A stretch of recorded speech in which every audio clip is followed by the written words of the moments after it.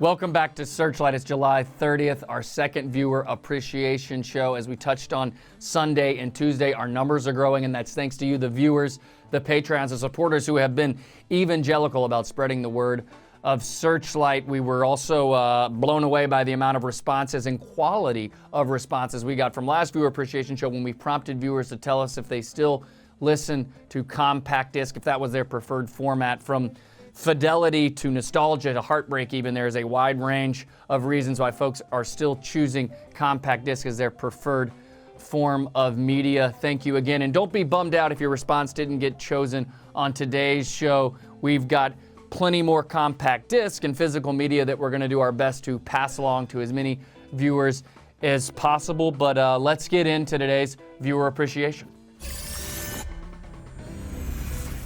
We'll start with Jerry Lives 92, who writes that he thumbs his nose at the punitive arbiters of obsolescence as he listens to compact disc in The Ghost of Phil Lesh, the name that he gave his 2019 Subaru Crosstrek that he purchased on the same day that Phil Lesh passed away. Well, we love to hear that you're enjoying the fidelity of compact disc, Jerry Lives 92. We'd also love to hear the exact model of that Crosstrek and the mileage. We're sure that no longer block 6210 would as well, a fellow Searchlight viewer and Subaru owner. According to Kelly Blue Book, the Ghost of Phil Lesh is worth somewhere between 15 and 20K, but how can you put a price on a vehicle that was purchased on such a serendipitous date? And according to Jerry Lives 92, is the last Crosstrek made with a CD player. Jerry Lives 92, thank you for your support. Now on to someone that's an avid commenter, a Patreon, and a stout defender of the ever polarizing my brother Esau, Mr. Yates. Mr. Yates has showered the show with affection. He's even provided some insight from his time on tour in the summer of 1987. We may just have to have Mr. Yates on the show to tell us a little bit more about those Dylan and the Dead shows. Mr. Yates, thank you for your continued support. Now on to somebody who's been with us since the very beginning, since our initial launch in March when he was raising awareness for that March 25th, 1985 Sugar Reef from Springfield, Mr. August West. We know you've been enjoying those Watkins Glen shows this week. Thank you for your support. Now on to someone that's a Patreon archivist, a data enthusiast and an anti-motorist, Mr. Olson, who's been enjoying the show with his lovely wife and two sons from their home in San Francisco. And to be totally transparent, Mr. Olson is a personal friend of the show. And while he's been supporting us here virtually, he's also served as key grip for a couple of our interviews, one with the Grateful Dead's official biographer, Mr. Dennis McNally, another with 2014 NBA Hall of Fame inductee, 1992 Lithuanian Olympian, bronze gold medal winner, and Golden State Warrior point guard Sarunas Marciulionis. We got to spend an afternoon with him in a basketball gym in Concord, California. There's Mr. Olson there assisting us on set. Thank you, Mr. Olson. Everyone be on the lookout for our mini documentary about the true story behind the 1992 Lithuanian basketball team and the Grateful Dead.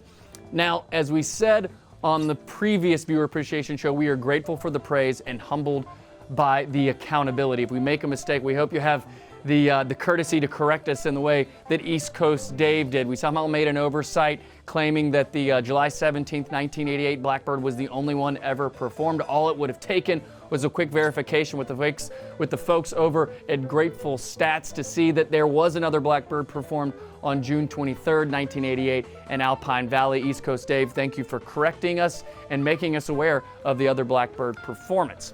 Now, last but not least, John, who is apparently interning in San Francisco this summer and using Searchlight as a bit of a travel guide in the Bay Area. John, we're flattered that you can use Searchlight to aid your exploration there in the Bay and what we consider one of the most beautiful cities in the world. John, if you haven't done it already, we know you mentioned you're living in San Rafael. Get over to Mill Valley, hike the Dipsy Trail to Stinson Beach, another place in Marin that is steeped in Grateful Dead history, something we'll have to cover on another episode. But let's go back to the desk and present these viewers with their purse.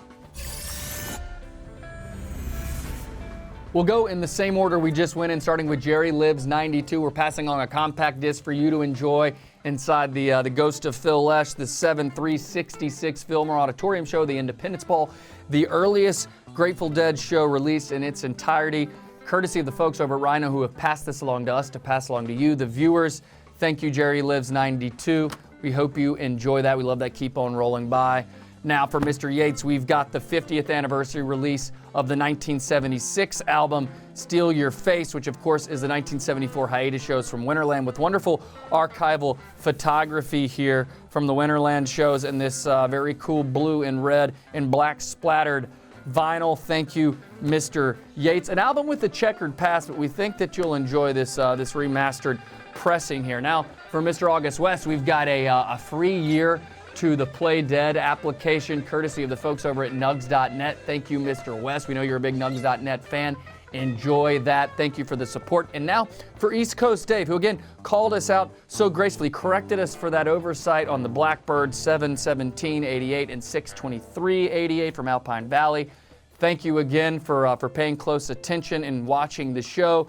We've got the vinyl pressing from the July 3rd, 1966 show at the Fillmore Auditorium with wonderful liner notes here by Jesse Jarnow, author and host of the Deadcast. If you haven't read Jesse's book, Heads, we highly recommend it. We've got it here. Fantastic book. And again, great liner notes, beautiful artwork here. We've got 5 sides of vinyl for you, East Coast Dave. Thank you for the support and watching the show. Now for, we went out of order, I guess. Now for Mr. Olson. A man who works a full-time job, moonlights as a key grip, a man who dips his quill in many of ink.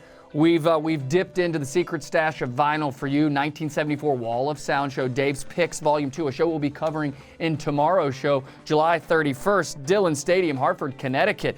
13 sides, limited edition for you, Mr. Olson. It's got Ramble on Rose. We know that's a favorite in your home. Thank you, Mr. Olson, for your continued support. Dave's Picks Volume 2. And now, last but not least, John, the intern out in San Francisco. Again, we're glad that Searchlight can aid your exploration in the Bay. We've sent along to you a free month of the Patreon that will hopefully last you the remainder of the summer. Thank you for your support. And for anybody who has maybe contacted Larry or B-Man 1973 from our last viewer appreciation show, we have not heard from them. We still want to get B-Man his subscription. We want to get Larry his Steal Your Face vinyl. We haven't heard from them. We're going to have to maybe put a 2-week limit on these things to claim your prizes. But thank you again to the viewers. Our second viewer appreciation show. We will see everyone tomorrow on Friday, July 31st for a double-digit show. July 31st, Friday. Thank you again.